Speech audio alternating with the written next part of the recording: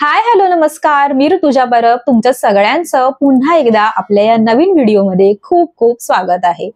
तर मी तुम्हाला आज एका पुस्तकाबद्दल इन डिटेल सांगणार आहे आणि हे पुस्तक मी आधी 2 वेळा वाचलेलं आहे। पण आता तुम्ही म्हणाल की 2 वेळा वाचलं आहेस, आता त्यात पुन्हा ते वाचणार आहेस, असं काय आहे त्या पुस्तकात? तर ते पुस्तक खरंच खूप छान आहे। पुस्तकाचं नाव आहे 1990 आणि या पुस्तकाचे लेखक आहेत सचिन कुंडलकर। आणि ते फक्त लेखकच नाहीयेत, तर ते दिग्दर्शक सुद्धा आहेत। अय्या राणी मुखर्जीचा आणि रेस्टॉरंट नावाचा सिनेमा आहे। गुलाबजाम, पॉंडिचेरी, त्यानंतर त्यांनी राजवाडे अँड सन्स असे बरेच मराठी सिनेमे केलेत। आणि या पुस्तका व्यतिरिक्त त्यांचं अजून एक पुस्तक आहे कोबाल्ट ब्लू नावाचं, तर ते सुद्धा मी वाचलेलं आहे आणि ते खूप सुंदर पुस्तक आहे। तर त्याबद्दल नंतर कधीतरी तुम्हाला सांगेन। तर सर्वात आधी या पुस्तकाकडे वळूयात। तर रोहन प्रकाशन यांचं हे पुस्तक आहे आणि पुस्तकाचं जे मुखपृष्ठ आहे ते नावाप्रमाणेच आहे 1990। तर ह्या पुस्तकाची वाईबच 90s मधली आहे। पुस्तकाचं मुखपृष्ठ आहे ते एकदम असं ग्रे आहे, थोडंसं मेमरी रिकॉल करणारं।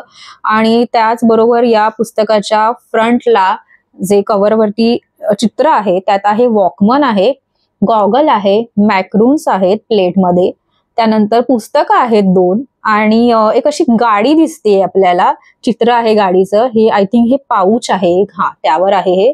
आणि कॉफीचा किंवा चहाचा मग आहे आणि वॉकमन आहे म्हटल्याप्रमाणे मगाशीच। आणि त्याचबरोबर कॅसेट दिसते आपल्याला इकडे।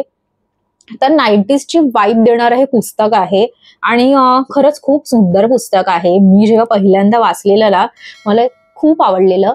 आणि या पुस्तकात मुळात काय आहे ते सांगते। अशा काही गोष्टी कथा नाहीयेत, तर सचिन सरांनी त्यांचे अनुभव आहेत ते लिहिलेले आहेत। खरं तर त्यांनी हे अनुभव लेख स्वरूपात लिहिले होते आणि त्यानंतर त्या लेखांचं हे एक पुस्तक करण्यात आलं। आणि हे पुस्तक मी का घेतलं हे तुम्हाला सांगते, पण त्याआधी पुस्तकाची किंमत सांगते। 300 रुपये किंमत आहे, म्हणजे मी जेव्हा घेतलेलं तेव्हा, तर यावर 300 रुपये आहे किंमत। आणि हे पुस्तक मी घेतलं होतं का तर मला मराठी वाचायचं होतं आणि बऱ्याच संशोधनानंतर मला असं एक वाटलं की हे पुस्तक आपण घेऊयात। आणि पुस्तक वाचलं खरंच खूप छान आहे। आणि मी तुम्हाला सांगते की यामध्ये कुठल्या कुठल्या कथा आहेत त्या आधी अनुक्रमणिकेनुसार।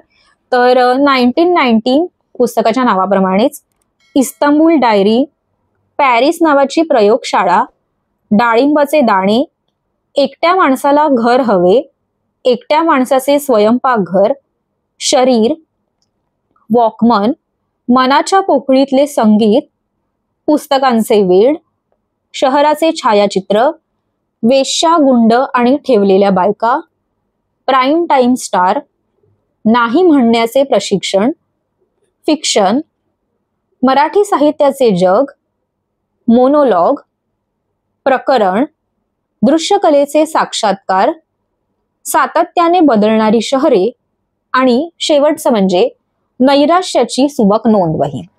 बाकी ओव्हरऑल हे पुस्तक खूप कमाल आहे, भाषा पण खूप सुंदर आहे। एकट्या माणसाचे स्वयंपाकघर, एकट्या माणसाचे स्वयंपाकघर का चालवायला हवे याचे उत्तर मला आजपर्यंत कधी मिळाले नाही। मी हा प्रश्नच स्वतःला कधी विचारलेला नाही, पण मी इतकी वर्षे आवडीने माझे घर चालवताना हे पाहत आलो आहे की ज्यावेळी मी स्वयंपाकघर बंद ठेवून हॉटेलातून येणाऱ्या होम डिलिव्हरीवर जगलो आहे, तेव्हा जगण्याचा कसला तरी आकार हरवून बसला आहे। न सांगता येणारी अस्वस्थता तयार झाली आहे। आमच्या मूळ घराच्या सवयींपासून मी आता कितीतरी लांब येऊन पोहोचलो। लग्न न केलेल्या मुला मुलींच्या स्वयंपाकघरावर त्यांच्या आया रिमोट कंट्रोलने नको तितका ताबा ठेवून असतात। ती सवय मी रागावून मोडून काढली। घराला स्वतःची शिस्त आणि आकार दिलास, त्याप्रमाणे बेशिस्त असण्याची सुद्धा घराला सवय लावली। घर म्हणजे स्वयंपाकघर, बाकी सगळ्या खोल्यांनी घर उभे राहत नाही, ते फक्त स्वयंपाकघराने उभे राहते। शहरात भलेबुरे अनुभव घेऊन, गर्दीतून वाट काढून, दमून भागून घरी परत आल्यावर ओट्यावर करून ठेवलेला साधा सोपा स्वयंपाक मनाला शांत करतो। हा माझा अगदी नेहमीचा अनुभव आहे। तो आपणच बनवलेला असायला हवा असं नाही, पण आपण कमावलेलं पीठ मीठ वापरून बनवलेला तो असावा, आपल्या घरातला असावा आणि त्याने आपली दिवसाची बाहेरची सगळी तगमग शांत होऊन आपल्या असण्याला एक अर्थ यावा. असे सोपे पण मोठे काम घरचे जेवण आपल्यासाठी करते. मधला एक मोठा काळ असा होता जेव्हा मला टीव्हीवरच्या शोजवर पाहून स्वयंपाक करण्याची चटक लागली होती. पण त्यात मोठा दोष हा की स्वयंपाकाची तयारी आणि नंतरची आवराआवर त्यात कधी दाखवत नाही. सगळे कापून चिरून ठेवलेले आणि आपण मेकअप करून उगाच ढवळल्यासारखे करायचे. त्यात मजा येईना. स्वयंपाक हा सकाळच्या साखर झोपेत सुरू होतो. आज काय करायचे याचा विचार करत लोळत पडावे लागते. मग घरात जे नाही ते बाजारहाट करून आणावे लागते. बाजारहाट करण्यासारखे दुसरे सुख नाही. स्वतः जाऊन भाज्या विकत घेण्यासारखे दुसरे सुख नसते. स्वयंपाक या सगळ्यातून सुरू होतो. शेवटी ओट्यावर तो फक्त आकार घेतो. जेवायला साधी 4-5 माणसे येणार असली तरी सकाळपासून जी मनात खेळगडी सुरू होते त्याला स्वयंपाकाचा आनंद घेणं म्हणतात. भारतीय स्वयंपाक ही गोष्ट वाटते तितकी सोपी नाही. ती तुम्हाला इंग्लिश सिनेमात दाखवतात तसे जगायला मोकळे सोडत नाही. गोष्टी भिजवणे, दळून आणणे, वाटणे, फोडण्या देणे, विरजणे, घुसळणे, मोड आणणे, चाळणे या सर्व गोष्टी तुमचे कंबरडे ढिले करतात. तुम्ही टीव्हीवर दाखवता तसा फॅशनचे कपडे घालून स्वयंपाक करत बसू शकत नाही. शिवाय तो करताना तुम्हाला संयम, शांतता, चतुराई, तत्परता या गोष्टी शिकून घ्याव्या लागतात. तरच स्वयंपाक साधतो. त्यामुळे तो करायची आवड असावी लागते. खेळाची आवड नसेल तर तो खेळ खेळता येत नाही. तसेच स्वयंपाकाचे आहे. त्याची आवड नसेल तर तो येत नाही इतके ते साधे सोपे आहे. लहानपणी मी मुंज करताना आईला बजावले होते की माझी मुंज वगैरे केली तरी मी अंडी खाणं बंद करणार नाही. चिकन सुद्धा खाणे थांबवणार नाही. हे मान्य असेल तर हवे ते संस्कार मी स्वतःवर करून घेईन. पूर्वजांनी सांगून ठेवलेले मी कधीच काही ऐकत नाही.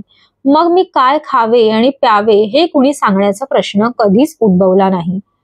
स्वयंपाकघर हे त्या दिवशीच्या मूडनुसार आणि आवडीनुसार रोज रंग, वास, आकार बदलेल याची मी काळजी घेतली.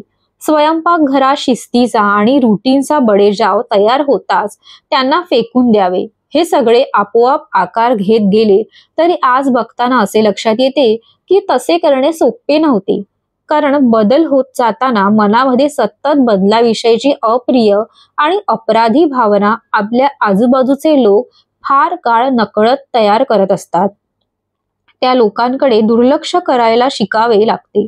माझे स्वयंपाकघर आता मराठी ब्राह्मण कुटुंबात जन्मलेल्या पुरुषाचे स्वयंपाकघर उरलेले नाही.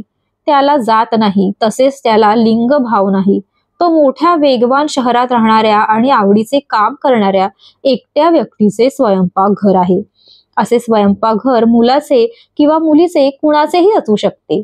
ते अगदी टिपिकल भारतीय मात्र आहे. मी परदेशात मोठ्या शहरांमध्ये राहणाऱ्या माणसांची बेफिकिरी आणू शकत नाही. घरी कुणी आले तर मी पहिल्यांदा खायला प्यायला बनवतो.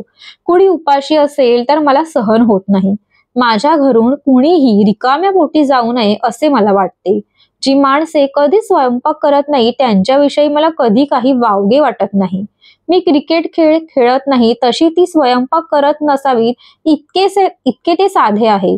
मी सुट्टीला बाहेर गेलो तरी स्वयंपाक करत बसतो. मी परदेशात किंवा बाहेरगावी घर भाड्याने घेऊन निवांत राहतो तेव्हा पहिल्या दिवशी बॅग घरात टाकताच मी सुपर मार्केटमध्ये जाऊन सगळे सामान घेऊन येतो.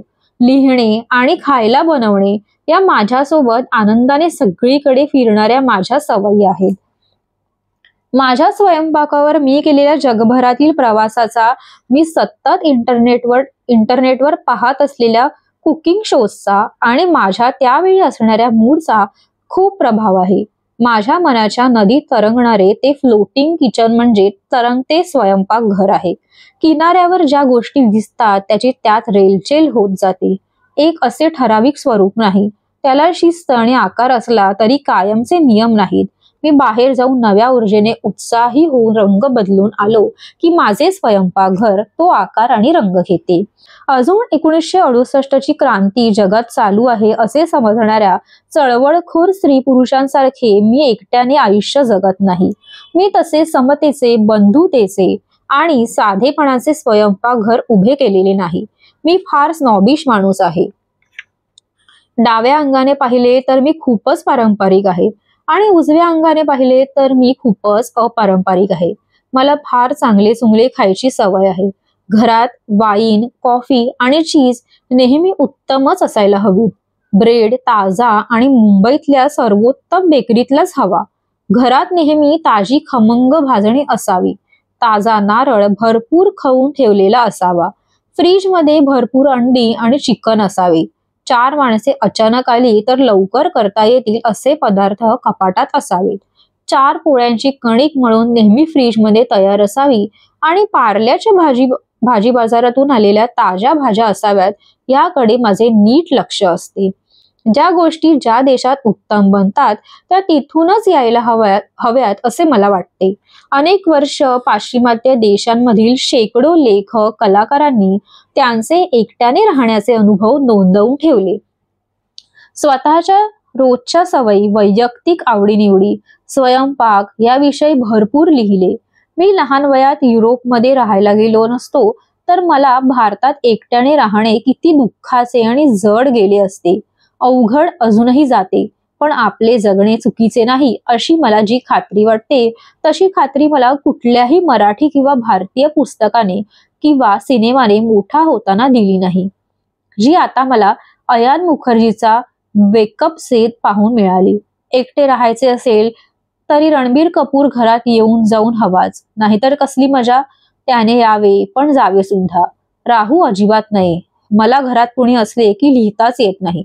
एकट्या माणसाच्या आयुष्याचे अनुभव नोंदवून ठेवण्याची आपल्याकडे पद्धत नसावी, कारण आपली सर्व कला, आपले साहित्य, आपले जगणे आणि पर्यायाने आपला सर्व स्वयंपाक हा सामाजिक भूमिकेचा आहे, घोळक्याचा आहे. आपल्या समाजासाठी एकटेपणा ही विकृती किंवा दुःख आहे म्हणून आपण त्याची सांस्कृतिक नोंद केलेली नाही. त्याच्या अनुभवाविषयी नीट मांडणी होऊ दिलेली नाही. तर असं पुस्तक आहे हे, आणि एकंदरीत मी तुम्हाला ओळख करून दिलेली आहे या पुस्तकाची एक कथानुभव वाचून. तर तुम्हाला कसं वाटलं हे मला कमेंट करून नक्की सांगा. आणि त्याचबरोबर हे पुस्तक जेव्हा कधी विकत घ्याल, वाचाल, त्यानंतर सुद्धा कधीतरी येऊन कमेंट करून मला सांगा इथे, जर तुम्ही हा व्हिडिओ बघताय आणि त्यानंतर तुम्ही जर हे पुस्तक घेतलंय सचिन कुंडलकर यांचं 1990, तर मला नक्की इथे सांगा तुमचा अभिप्राय. आणि तुम्हाला जर असेच काही सजेशन हवे असतील मराठी पुस्तकांच्या बाबतीत, तर मी काही खूप अशी पुस्तकं नाही वाचली आहेत, पण जी काही मी वाचते आहे तर मी पण तुम्हाला काही सजेस्ट करू शकते. अजून ह्यांचं एक पुस्तक आहे कोबाल्ट ब्लू नावाचं, तर त्याबद्दल पण आपण कधीतरी बोलूयात. आणि बरीचशी पुस्तकं आहेत मराठी. तर तुम्हाला कसं वाटलं हे मला सांगा. हा व्हिडिओ कसा वाटला ते सांगा. ऍक्च्युली बऱ्याच दिवसांपासून माझ्या मनात होतं की असा एक व्हिडिओ करावा रीडिंगचा, तर तुम्हाला त्यात सजेस्ट पण करेन कुठलं पुस्तक म्हणजे असेल ते. तर हा एक असा मी काय म्हणतात ते एक प्रयोग करून पाहिलेला आहे वाचनाचा. तर तुम्हाला कसा वाटला मला कमेंट करून नक्की सांगा. आणि तुम्हाला जर असे व्हिडिओ अजून पाहायचे असतील माझे तर त्याबद्दलही मला कमेंट सेक्शन मध्ये सांगा, मी ते वाचेन. आणि नेक्स्ट आपण असाच कुठला तरी एका पुस्तकाचा व्हिडिओ करूयात आणि आपण पुन्हा एकदा भेटूयात एका नवीन व्हिडिओ मध्ये.